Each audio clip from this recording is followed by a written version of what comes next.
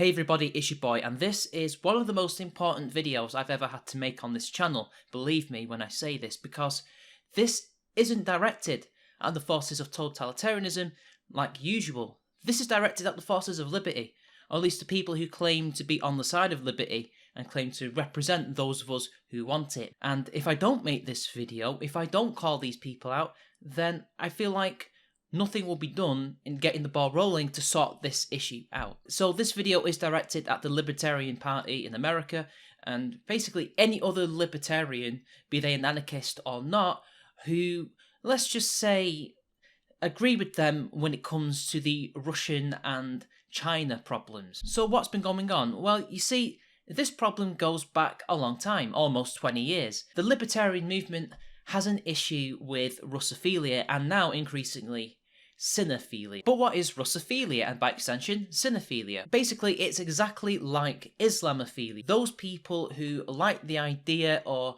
admire the Russian state and its actions, and of course, obviously, cinephilia is the same in regards to China, or more specifically, the CCP. One could even say that Russophilia really is Putinphilia, the respect and admiration and support of Putin and his version of Russia. And libertarianism has always had this problem. Ron Paul, famously pro-Russian, and Ron Paul and pretty much the entire isolationist movement, which is practically dominated by libertarians and Republicans who lean that way, famously have been pro-Russian in their rhetoric. All you have to do is look at his comments over the past 20 years, from saying that we shouldn't be poking the bear, to even outright saying that the invasion of Crimea was justified because it's Russian land, despite the fact that the Crimea hasn't been Russian land since the 1950s, and if we want to go even farther back, it was probably always Ukrainian because of the Kievan Rus. But hey, you know what?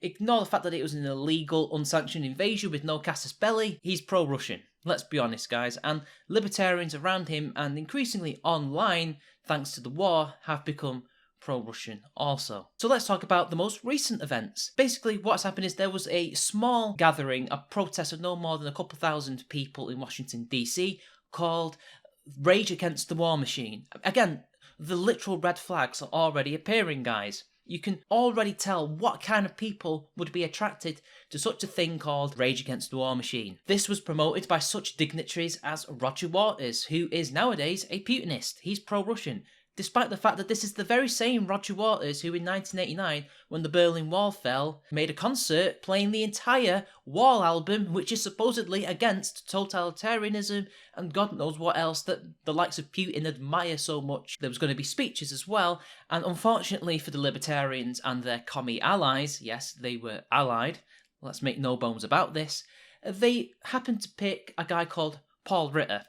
Paul Ritter is, let's just say, a certified nonce. He has been caught twice trying to engage in sexual relations with minors. This obviously created an uproar, and luckily for them, he never got to speak because he was removed from the roster. But it didn't stop the fact that the libertarians, being idiots, decided to, for God knows what reason other than being isolationists and pacifists to the extreme, would choose to ally themselves not only with commies, but with paedophiles, nonces. Guys, come on. And when you look at pictures and videos of the event, barely any libertarians there anyway. They're surrounded by them. And obviously there was also a backlash from the pro-liberty side, who were obviously anti-communists. How can the Libertarian Party, and by extension the Mises Caucus, be engaging with these people who, let's be honest, aren't really anti-war? The communists are not pacifists. They are not against the war. They're against Zelensky. They are against Ukraine. They are pro-Putin because he's totalitarian, and as you can probably tell by what's going on in Russia at the moment, there's been a bit of a renaissance in the Soviet era, and specifically Stalin. Angela Mercado, one of the leaders of the Mises Caucus and the Libertarian Party, was being cocky and saying that some of you are mad that I'm working with Marxists on the anti-war rally, yet you still send your kids to public school. A tankie then says that he supports her, and then another person simply asked, do you condemn or support Putin's invasion? To which the tankie says, they support. Oh dear, Angela, not looking good. Well done, libertarians. You played yourselves once again. But what's going on with the cinephilia, Mitch? Well, you see, the Libertarian Party in the few regional areas, and also being promoted by the main party, decided to weigh in on the Taiwan issue and the China problem at large. This party said that Taiwan is Chinese, and then this other account stated basically that Taiwan was making a deal with the devil, and that basically they were going to have their comeuppance due to America and their foreign policy and stuff like that. Taiwan is not part of China. It hasn't been a part of China for a very long time now. When the Civil War was going on, and even before that in World War II and the Sino-Japanese War, Taiwan was actually Japanese territory, and even before that, it was kind of in and out of Chinese influence and control, but it was never part of the CCP's remit. It may have been part of the Kuomintang, it may have been part of the First Republic and the monarchy, but never was it controlled by the CCP. As soon as Chiang Kai-shek fled there, it was never going to be a part of China ever again. It is its own independent nation. It is not a province of China. The overwhelming majority of Taiwanese citizens don't even consider themselves Chinese. They consider themselves Taiwanese nowadays. How can Taiwan be making a deal with the devil when they've been allied with America for almost, nearly 80 years now? If this was a deal with the devil, then the Americans would have done far worse than they already have done. And believe me, they have betrayed Taiwan. They did a massive betrayal in the 70s when they went for the One China policy, which was an attempt by Kissinger and Nixon to split the Chinese and the Russians apart during the Cold War. That alone was probably the biggest betrayal they've ever had, and yet still, there's been a largely decent alliance. Bear in mind, in the UN, for ages, it wasn't China that was part of it, it was Taiwan. That changed in the 70s and 80s, with Taiwan being removed consequently to placate the Chinese, and we are where we are. But look what's going on now. The Americans have sent more troops there because China is constantly engaging in provocation and saying that if the Americans do this, if the Taiwanese do that, they will push over this red line and they will be forced to act. They always go on about how they're going to conquer and invade, yet the Libertarians, for some reason, think that it's actually America that's provoking China, when it's the complete opposite. America is reacting to China's provocation. The Libertarians seem to think that Taiwan will lose, so it's best for Taiwan to just... I don't know what the Libertarian endgame is in regards to Taiwan, but if they think that Elon Musk's idea of a one-state, two-systems solution is going to work, see Hong Kong. Okay, Mitch, fair enough, you would say. You've shown all these issues, this evidence, but what's the actual argument here? What's going on? Well, the point is, there's several points. Firstly, the lack of knowledge on geopolitics, which has very clearly hurt the libertarian movement as a whole. Two, the fact that these people are willingly compromising their principles and their beliefs in order to engage with totalitarians because of a misguided effort to try and push America more towards isolationism and to end the war in Ukraine because they're pacifists, allegedly. Thirdly, the issue of subversion. The libertarian movement has got a subversion problem. It has an infiltration problem. And it's come from many different areas, obviously, but in this regard it comes from Dugninsts and Chicoms, who have been engaging in active measures to make sure that the pro-liberty movement in the West is being used to push their goals and not the goals of, liberty or even the West. But let's talk about the first one, the lack of any knowledge or even a stance on geopolitics. I've talked to a lot of libertarians and they poo-poo the very idea of geopolitics. It's something that doesn't even enter their vocabulary. They consider it something beneath libertarianism, beneath their philosophy, something that shouldn't even be discussed because it's just not relevant. It's not going to be relevant when we get our little libertarian society because the free market and libertarian philosophy, the NAP, if you believe in that, because not all of them do, will sort all of that out and we'll be absolutely fine. Geopolitics is not necessary. We don't live in a world where everybody has their own private plot of land like Ancapistan would be. We don't even live in a world where most societies are pro-liberty or at the very least amenable to libertarianism. We live in a place where most countries on earth are not liberal, they're not even libertarian, they're the opposite, and they are nation states. And nation states act in very particular ways, and there are etiquettes and behaviours involved in regards to that. Geopolitics essentially studies the mass scale of human interaction in regards to when we have states and stuff. And believe it or not, guys, but peace treaties, alliances, memorandums, stuff like that, they're taken very seriously in the world of international relations, because that's how humans operate. it's not just on the individual level where we have contracts and stuff like that that are taken seriously and importantly, as they should be, but nations, where presidents, prime ministers, kings, queens, dictators come together and discuss things with their ambassadors and stuff like that. These are also taken very seriously. It's the exact same thing. Memorandums, peace treaties, alliances, declarations of war, they're all essentially some kind of contract, but on a bigger scale, representing more people. But yet, American libertarians especially, I wouldn't say the same about Europeans necessarily, but I think most of them would sympathise with this probably. These American libertarians seem to think that if they got into power, if the Libertarian Party won or Rand Paul became president or any other kind of libertarian Republican, that America can just go straight to isolationism, that they can just renege all their alliances, their agreements and stuff like that with these countries and just become insular and just trade with people. Ignoring the fact that if America did this, this would make them a pariah on the world stage. This would make all their allies hate them, especially in the Middle East and in other Asian countries where stuff like this is taken personally. If you piss off their leaders, they don't just feel slighted for their country, they feel personally slighted and don't want to make business with you unless it's absolutely necessary. This is why the current leader of Saudi Arabia chose to talk to the British as opposed to the Americans to announce the peace treaty with the Houthis. That is what you're risking when you do that. America can't renege on these deals. They can't do that. They are an empire. I hate to say it, guys. I know a lot of you, because of your culture with 1776 and all that bollocks, don't want to admit it, but you're an empire.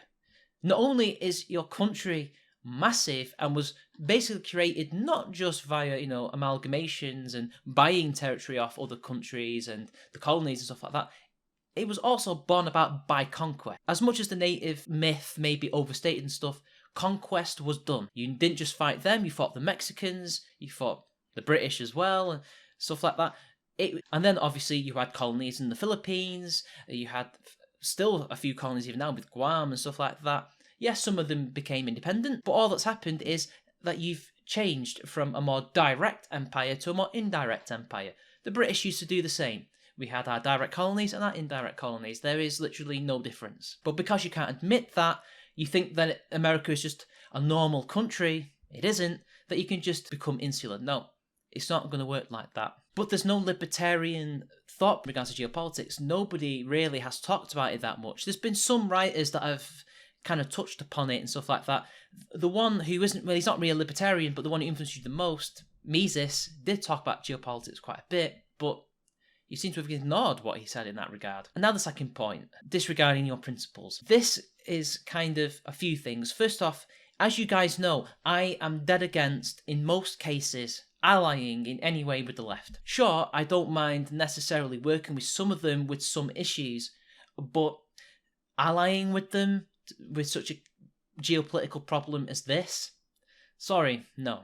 Because not only are you signing with people who don't want the war to end until the Russians win, Russia, authoritarian, barely any liberty, barely any freedoms for their people, invade another country twice. Ukraine, not a bastion of freedom by any means, but way more free than Russia, attacked twice. Yet you side with the people who are with Russia. In fact, some of you even side with Russia. Think about it logically. If you're for freedom, if you're for liberty, you should be on the side who's being attacked. Instead, you fall for the propaganda, calling them Nazis and authoritarians, by the people who themselves are essentially fascists, commies and stuff like that. Look up one of Wagner's founders, he has SS tattoos. And that's not to mention the Mises Caucus doing this. This is the Mises Caucus who is leading the charge with the Libertarian Party in this regard. And this calls into question why they chose to take over the party and why they were all fighting each other to begin with. If the classical Liberal Caucus was as bad as you claim they are, which they were, obviously, they were bleeding hearts, they were SJWs, the like, then why are you engaging in very similar behaviour? Why are you also doing the exact same thing with arming drag queens and stuff like that and siding with totalitarian? Guys, you're hypocrites, and you need to sort that out. Finally, third, the infiltration problem. This is obviously something that's very difficult to sort out anyway, because, well, libertarians aren't very good at the activist side of things. The Mises Caucus did a decent job at taking over the party, but then the problem is they're also full of theory cells and ideologues who are trying to do that at the same time, and well, it's a division of labour problem. But for most libertarians, they're not used to stuff like active measures and infiltration and how to spot it and deal with it. You guys have been infiltrated at first by Western SJWs, which by and large, at least in the Libertarian Party in America, you've successfully purged them. But the problem is that you haven't purged the pro-Russia and pro-China elements that have been increasingly taking over your online spaces. This has been going on for a long time now, but ramped up in 2014. You don't even realise that when you have these arguments about Nazi Zelensky and the American foreign policy and making deals with the devil and stuff like that,